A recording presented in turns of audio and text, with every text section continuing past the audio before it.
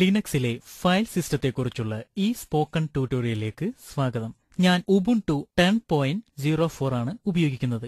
നിങ്ങൾക്ക് Linux operating system എങ്ങനെ തുടങ്ങണമെന്നും കമാൻഡ്സുകളെപ്പറ്റി ചില അടിസ്ഥാനപരമായ ആശയം ഉണ്ടെന്നും കരുതുന്നു. നിങ്ങൾക്ക് താൽപര്യമുണ്ടെങ്കിൽ താഴെ കൊടുത്തിരിക്കുന്ന വെബ്സൈറ്റിൽ ഇത് മറ്റൊരു സ്പോക്കൺ ട്യൂട്ടോറിയലിലൂടെ ലഭ്യമാണ്.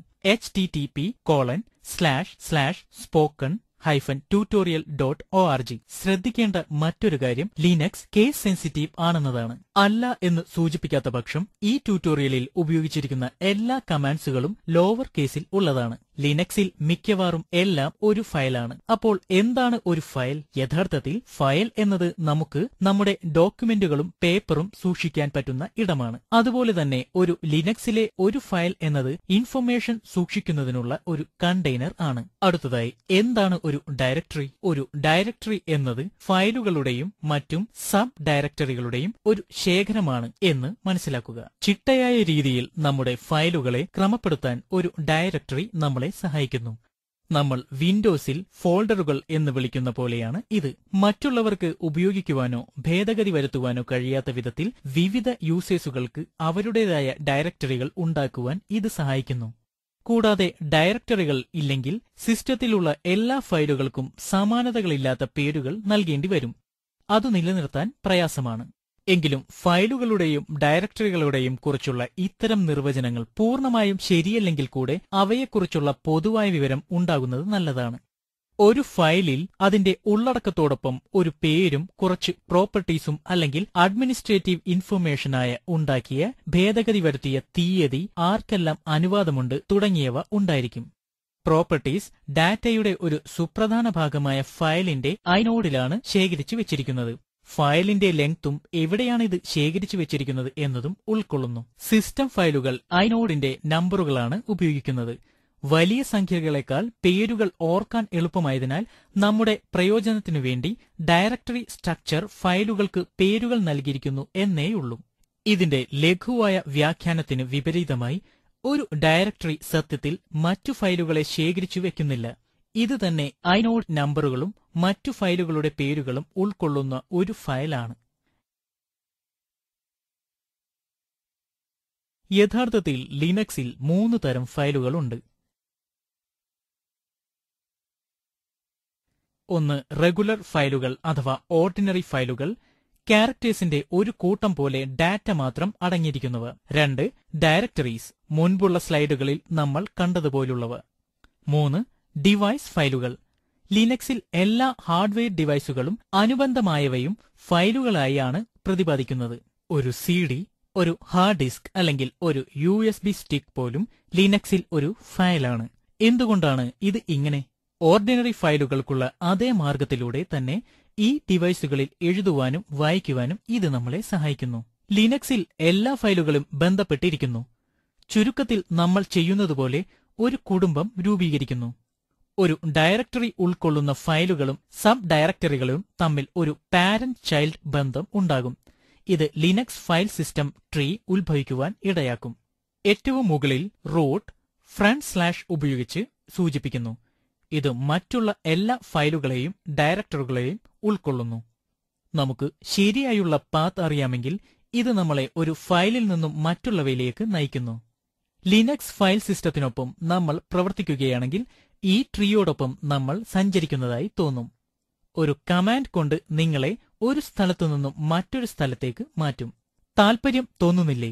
തീർച്ചയായും അങ്ങനെ തന്നെ. നമുക്ക് നോക്കാം. നമ്മൾ ലിനക്സ് സിസ്റ്റത്തിൽ ലോഗിൻ ചെയ്യുമ്പോൾ ഡീഫോൾട്ടായി ഹോം ഡയറക്ടറികളിൽ ആണ് എത്തുന്നത്. അതിനുശേഷം ടെർമിനലിലേക്ക് മാറുക. Ctrl+Alt+T ഉബുണ്ടുവിൽ ടെർമിനൽ സ്റ്റാർട്ട് ചെയ്യുവാൻ സഹായിക്കും. എല്ലാ യൂണിക്സ് സിസ്റ്റത്തിലും ഈ കമാൻഡ് ചിലപ്പോൾ പ്രവർത്തിക്കില്ല. എങ്കിലും ഒരു ടെർമിനൽ തുറക്കുന്നതിനുള്ള നടപടിക്രമം മുൻപ് തന്നെ മറ്റൊരു സ്പോക്കൺ ട്യൂട്ടോറിയലിൽ വിശദീകരിച്ചിട്ടുണ്ട്. ഹോം ഡയറക്ടറി കാണുന്നതിനായി കമാൻഡ് പ്രോംപ്റ്റിൽ എക്കോ സ്പേസ് $ക്യാപിറ്റലിൽ ഹോം എന്ന് ടൈപ്പ് ചെയ്ത് എന്റർ അമർത്തുക. ഇത് നമ്മുടെ ഹോം ഡയറക്ടറിയുടെ പാത്ത് നെയിം നൽകുന്നു. നമുക്കൊരു ഡയറക്ടറിയിൽ നിന്ന് മറ്റൊന്നിലേക്ക് പോകുവാൻ പറ്റും. പക്ഷേ ഏതു സമയത്തും നമ്മൾ ഒരു ഡയറക്ടറിയിൽ ആയിരിക്കും. ഈ ഡയറക്ടറി അറിയപ്പെടുന്നത് കറന്റ് ഡയറക്ടറി അഥവാ വർക്കിംഗ് ഡയറക്ടറി. ഇപ്പോൾ സ്ലൈഡുകളിലേക്ക് തിരിച്ചു പോകുക. കറന്റ് ഡയറക്ടറി കാണുന്നതിനായി pwd കമാൻഡ് നമ്മളെ സഹായിക്കും. PWD എന്നാൽ പ്രസന്റ് വർക്കിംഗ് ഡയറക്ടറി. കമാൻഡ് പ്രോംപ്റ്റിൽ PWD എന്ന് ടൈപ്പ് ചെയ്ത് എന്റർ അമർത്തുക. ഇപ്പോൾ ഇതാണ് നമ്മുടെ പ്രസന്റ് വർക്കിംഗ് ഡയറക്ടറി. നേരത്തെ പറഞ്ഞിരുന്നു നമുക്ക് ഒരു ഡയറക്ടറിയിൽ നിന്ന് മറ്റൊന്നിലേക്ക് പോകാം എന്ന്. പക്ഷെ നമ്മൾ അത് എങ്ങനെ ചെയ്യും? നമുക്ക് ഈ ആവശ്യത്തിനായി cd കമാൻഡ് ഉണ്ട്. നിങ്ങൾക്ക് പോകേണ്ടുന്ന ഡയറക്ടറിയുടെ പാത്ത് നെയിം cd കമാൻഡിന്റെ ഒപ്പം ടൈപ്പ് ചെയ്യണം. നമ്മുടെ കറന്റ് ഡയറക്ടറി കാണുന്നതിനായി വീണ്ടും നമ്മൾ കമാൻഡ് പ്രോംപ്റ്റിൽ PWD എന്ന് ടൈപ്പ് ചെയ്തു എന്റർ അമർത്തുക. അങ്ങനെ നമ്മൾ ഈ ഡയറക്ടറിയിൽ എത്തി. ഇപ്പോൾ നമുക്ക് /usr ഡയറക്ടറിയിലേക്ക് പോകണമെന്ന് പറയുകയാണെങ്കിൽ cd സ്പേസ് /usr എന്ന് ടൈപ്പ് ചെയ്യുക. ഇവിടെ ഓർക്കേണ്ടത് ലിനക്സിൽ സ്ലാഷ് എന്നതുകൊണ്ട് ഉദ്ദേശിക്കുന്നത് ഫ്രണ്ട് സ്ലാഷ് ആണ്. എന്നിട്ട് എന്റർ അമർത്തുക. നമുക്ക് ഇപ്പോൾ നമ്മുടെ കറന്റ് ഡയറക്ടറി കാണാം. PWD എന്ന് ടൈപ്പ് ചെയ്ത് എന്റർ അമർത്തുക. അതെ, നമ്മൾ /usr ഡയറക്ടറിയിലേക്ക് മാറിക്കഴിഞ്ഞു. ഇവിടെ പ്രശ്നം പാത്ത് നെയിംസ് ചിലപ്പോൾ വളരെ വലുതായിരിക്കും. എന്തുകൊണ്ടെന്നാൽ ഇവ റൂട്ട് ഡയറക്ടറിയിൽ നിന്നും ആരംഭിച്ചിട്ടുള്ള എല്ലാ പാത്തുകളും ചേർക്കപ്പെട്ടിരിക്കുന്ന ആബ്സല്യൂട്ട് പാത്ത് നെയിംസ് ആയതിനാലാണ്. ഇതിനു പകരം കറന്റ് ഡയറക്ടറിയിൽ നിന്നും ആരംഭിക്കുന്ന റിലേറ്റീവ് പാത്ത് നെയിംസ് നമുക്ക് ഉപയോഗിക്കാം. ഇപ്പോൾ നമ്മൾ രണ്ട് പ്രത്യേക ക്യാരക്ടേഴ്സിനെ പറ്റി അറിഞ്ഞിരിക്കണം. ഡോട്ട് ഇത് കറന്റ് ഡയറക്ടറിയെ പ്രതിനിധീകരിക്കുമ്പോൾ ഡോട്ട് കറന്റ് ഡയറക്ടറിയുടെ പാരന്റ് ഡയറക്ടറിയെ സൂചിപ്പിക്കുന്നു. നമുക്ക് cd കമാൻഡിനെ പറ്റി ലഘുവായി പഠിക്കാം. ഹോം ഡയറക്ടറിയിലേക്ക് മടങ്ങിപ്പോകുന്നതിന് സംശയലേശമന്യേ cd കമാൻഡ് ഉപയോഗിക്കാം. കമാൻഡ് പ്രോംപ്റ്റിൽ cd എന്ന് ടൈപ്പ് ചെയ്ത് എന്റർ അമർത്തുക. ഇപ്പോൾ PWD വച്ച് നമ്മുടെ കറന്റ് ഡയറക്ടറി പരിശോധിക്കുക. അങ്ങനെ നമ്മൾ നമ്മുടെ ഹോം ഡയറക്ടറിയിൽ മടങ്ങിവന്നു. ഇനി നമുക്ക് മ്യൂസിക് ഡയറക്ടറിയിലേക്ക് പോകാം. കമാൻഡ് പ്രോംപ്റ്റിൽ cd സ്പേസ് മ്യൂസിക് M ക്യാപിറ്റലിൽ / എന്ന് ടൈപ്പ് ചെയ്ത് എന്റർ അമർത്തുക. ഇപ്പോൾ നമ്മുടെ കറന്റ് ഡയറക്ടറി PWD കമാൻഡ് ഉപയോഗിച്ച് പരിശോധിക്കുക. PWD എന്നിട്ട് എന്റർ അമർത്തുക. നോക്കൂ, നമ്മൾ /home/GNUHAT/musicലേക്ക് നീങ്ങിയിരിക്കുന്നു. മ്യൂസിക്കിൽ നിന്ന് പാരന്റ് ഡയറക്ടറിയിലേക്ക് നമുക്ക് പോകാം. അതിനായി ഡോട്ടോടുകൂടി cd കമാൻഡ് ഉപയോഗിക്കുക. കമാൻഡ് പ്രോംപ്റ്റിൽ cd സ്പേസ് ഡോട്ട് എന്ന് ടൈപ്പ് ചെയ്ത് എന്റർ അമർത്തുക. ഇപ്പോൾ PWD ടൈപ്പ് ചെയ്ത് നമ്മുടെ പ്രസന്റ് ഡയറക്ടറി പരിശോധിക്കുക. വീണ്ടും നമ്മൾ /home/GNUHATA ൽ ഇപ്പോൾ നമുക്ക് ഡോട്ട് ഉപയോഗിച്ച് കറന്റ് ഡയറക്ടറിയുടെ സബ് ഡയറക്ടറിയിലേക്ക് പോകാം. കമാൻഡ് പ്രോംപ്റ്റിൽ cd സ്പേസ് /documents D ക്യാപിറ്റലിൽ / എന്ന് ടൈപ്പ് ചെയ്യുക. എന്റർ അമർത്തുക. PWD ടൈപ്പ് ചെയ്ത് നമ്മുടെ കറന്റ് ഡയറക്ടറി പരിശോധിക്കുക. നമ്മൾ /home/GNUHATA/documents ആണ്. ഞാൻ Ctrl+L അമർത്തി സ്ക്രീൻ ക്ലിയർ ചെയ്യട്ടെ. അങ്ങനെ നിങ്ങൾക്ക് ക്ലിയറായി കാണാൻ സാധിക്കും.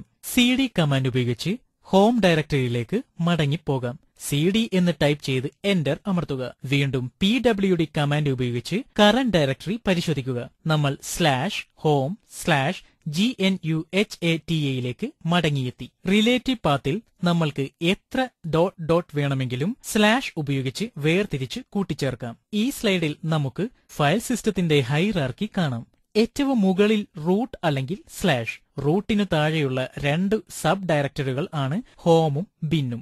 യൂസർ നെയിം ഇവിടെ GNUHATA എന്നു പേരുള്ള ഡയറക്ടറി ഹോമിനു താഴെയുള്ള ഒരു സബ് ഡയറക്ടറി ആണ്. അങ്ങനെ ഇപ്പോൾ നമ്മൾ /home/GNUHATA യിൽ ആണ്. ഇവിടെ നിന്നും നമുക്ക് എങ്ങനെ ബിൻ ഡയറക്ടറിയിലേക്ക് പോകാം? കമാൻഡ് പ്രോംപ്റ്റിൽ cd സ്പേസ് /bin എന്ന് ടൈപ്പ് ചെയ്ത് എന്റർ അമർത്തുക. PWD കമാൻഡ് ഉപയോഗിച്ച് നമ്മുടെ കറന്റ് ഡയറക്ടറി പരിശോധിക്കുക. നമ്മൾ /binൽ ആണ്. ആദ്യത്തെ ഡോട്ട് നമ്മളെ /home/GNUHAT യിൽ നിന്നും /homeലേക്ക് കൊണ്ടുപോയി. അടുത്തത് /homeൽ നിന്നും റൂട്ടിലേക്കും നമ്മളെ കൊണ്ടുപോയി. ഇപ്പോൾ അല്ലെങ്കിൽ റൂട്ടിൽ നിന്നും നമ്മൾ /bin ഡയറക്ടറിയിലേക്ക് പോകുന്നു. cd കമാൻഡ് ഉപയോഗിച്ച് നമ്മുടെ ഹോം ഡയറക്ടറിയിലേക്ക് മടങ്ങിപ്പോകാം. ഒരു ഡയറക്ടറി ഉണ്ടാക്കുവാനായി mkdir കമാൻഡ് ഉപയോഗിക്കുക. കമാൻഡിനൊപ്പം ഉണ്ടാകേണ്ട ഡയറക്ടറിയുടെ പേര് ടൈപ്പ് ചെയ്യണം. ഉണ്ടാക്കുന്ന ഡയറക്ടറി കറന്റ് ഡയറക്ടറിയിലാണ് ഉണ്ടാവുന്നത്. testdir എന്ന പേരിലുള്ള ഡയറക്ടറി ഉണ്ടാക്കുവാനായി mkdir സ്പേസ് testdir എന്ന കമാൻഡ് ടൈപ്പ് ചെയ്ത് എന്റർ അമർത്തുക. ഇത് വിജയകരമായി testdir ഡയറക്ടറി ഉണ്ടാക്കും. ശ്രദ്ധിക്കുക, വിജയകരമായ ഡയറക്ടറി നിർമ്മിക്കുകയോ നീക്കം ചെയ്യുകയോ ചെയ്യപ്പെടുമ്പോൾ അതു സംബന്ധിച്ച ഒരറിയിപ്പും ഉണ്ടാവില്ല. എറർ മെസ്സേജുകൾ ഒന്നും നിങ്ങൾക്ക് ലഭിച്ചില്ലെങ്കിൽ അത് സൂചിപ്പിക്കുന്നത് വിജയകരമായി പൂർത്തിയാക്കി എന്നാണ്. നമുക്ക് അനുവാദം നൽകപ്പെടുകയും അതേ പേരിൽ ഡയറക്ടറി നിലവിൽ ഇല്ലാതിരിക്കുകയും ചെയ്താൽ റിലേറ്റീവ് അല്ലെങ്കിൽ ആബ്സല്യൂട്ട് പാത്ത് നെയിം ഉപയോഗിച്ച് ട്രീയുടെ എവിടെ വേണമെങ്കിലും ഡയറക്ടറി ഉണ്ടാക്കാം. ഒന്നിൽ കൂടുതൽ ഡയറക്ടറികളോ അല്ലെങ്കിൽ ഡയറക്ടറികളുടെ ഒരു ഹൈറാർക്കി തന്നെയോ ഉണ്ടാക്കുന്നതിന് ഈ പ്രക്രിയ ഉപയോഗിക്കാം. mkdir space test1 space test2 എന്ന് ടൈപ്പ് ചെയ്ത് എന്റർ അമർത്തുക. ഇത് പ്രസന്റ് ഡയറക്ടറിയുടെ താഴെ test1 എന്നും test2 എന്നും പേരുള്ള രണ്ട് ഡയറക്ടറികൾ ഉണ്ടാക്കും. mkdir space test3 space test3 slash test3 എന്ന് ടൈപ്പ് ചെയ്യുക. ഇത് test3 എന്ന ഒരു ഡയറക്ടറിയും test3യുടെ താഴെ സബ് ഡയറക്ടറിയായി test3 എന്ന മറ്റൊരു ഡയറക്ടറിയും ഉണ്ടാക്കും. അങ്ങനെ നമ്മൾ കറന്റ് ഡയറക്ടറിയിൽ testdir, test1, test2, test3 എന്ന പേരുകളുള്ള 4 ഡയറക്ടറികൾ ഉണ്ടാക്കി. ഇതിൽ ആദ്യ 3 ശൂന്യവും അവസാനത്തെ ഒന്നിൽ test3 എന്നു പേരുള്ള ഒരു സബ് ഡയറക്ടറിയും ഉണ്ട്. ഒരു ഡയറക്ടറിയോ ഡയറക്ടറികളോ നീക്കം ചെയ്യുന്നതിനായി mkdir-നോട് സാമ്യമുള്ള rmdir കമാൻഡ് ഉപയോഗിക്കുന്നു. rmdir space test1 command test1 directory വിജയകരമായി നീക്കം ചെയ്യുന്നു. ഒരു ഡയറക്ടറി നീക്കം ചെയ്യുവാൻ നിങ്ങൾ അതിന്റെ ഉടമസ്ഥനോ നിങ്ങൾ നിൽക്കുന്ന ഡയറക്ടറി ക്രമപ്രകാരം നീക്കം ചെയ്യപ്പെടുന്ന ഡയറക്ടറിയുടെ മുകളിലാണെങ്കിലോ കൂടാതെ ഈ ഡയറക്ടറി ശൂന്യമാണെങ്കിലോ മാത്രമേ സാധിക്കുകയുള്ളൂ. ഇപ്പോൾ കമാൻഡ് പ്രോംപ്റ്റിൽ ടൈപ്പ് ചെയ്യുക cd space test3 slash test3. അങ്ങനെ test3യുടെ സബ് ഡയറക്ടറിയായ test3 ഡയറക്ടറിയിലാണ് ഇപ്പോൾ നമ്മൾ. rmdir space testdir command type ചെയ്ത് testdir ഡയറക്ടറി നീക്കം ചെയ്യുവാൻ നമുക്ക് ശ്രമിക്കാം. എന്റർ അമർത്തുക. അത് സാധ്യമായില്ല എന്ന് നമുക്ക് കാണാം. എന്തുകൊണ്ടെന്നാൽ ക്രമപ്രകാരം കറന്റ് ഡയറക്ടറി നീക്കം ചെയ്യപ്പെടുന്ന ഡയറക്ടറിയുടെ മുകളിലല്ല.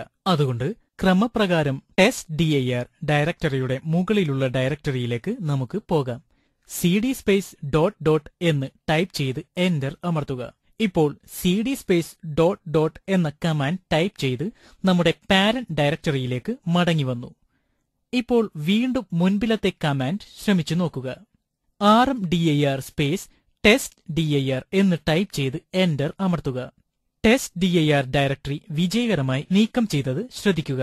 testdir ഡയറക്ടറി ശൂന്യവും ആയിരുന്നു. ഒന്നിലധികം ഡയറക്ടറികളെയോ അല്ലെങ്കിൽ ഡയറക്ടറിയുടെ ഹൈറാർക്കിയോ ഒരുമിച്ച് നീക്കം ചെയ്യാൻ സാധിക്കും. test3 ഡയറക്ടറി അതിന്റെ സബ് ഡയറക്ടറിയായ test3യോടൊപ്പം നീക്കം ചെയ്യാൻ ശ്രമിക്കുക.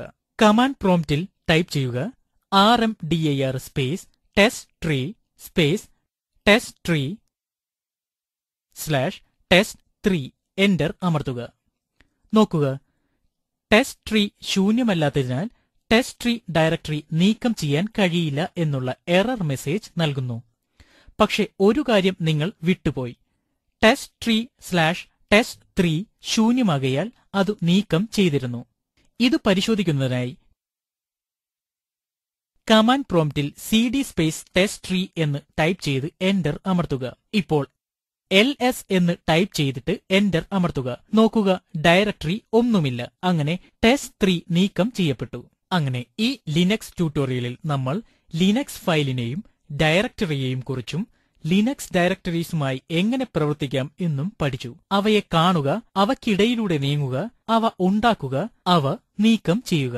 ഇത് എന്നെ ഈ ട്യൂട്ടോറിയലിന്റെ അവസാനത്തിൽ കൊണ്ട് എത്തിച്ചിരിക്കുന്നു. സ്പോക്കൺ ട്യൂട്ടോറിയലുകൾ ടോക്ക് ടു എ ടീച്ചർ പ്രൊജക്ടിന്റെ ഒരു ഭാഗമാണ്. ഇത് ICT-യിലൂടെ നാഷണൽ മിഷൻ ഓഫ് എഡ്യൂക്കേഷനാൽ സഹായം ചെയ്യപ്പെട്ടിരിക്കുന്നു. ഇതിനെപ്പറ്റിയുള്ള കൂടുതൽ വിവരങ്ങൾ താഴെ പറയുന്ന ലിങ്കിൽ ലഭ്യമാണ്. ഈ സ്ക്രിപ്റ്റ് നൽകിയിരിക്കുന്നത് സൗമ്യയാണ്.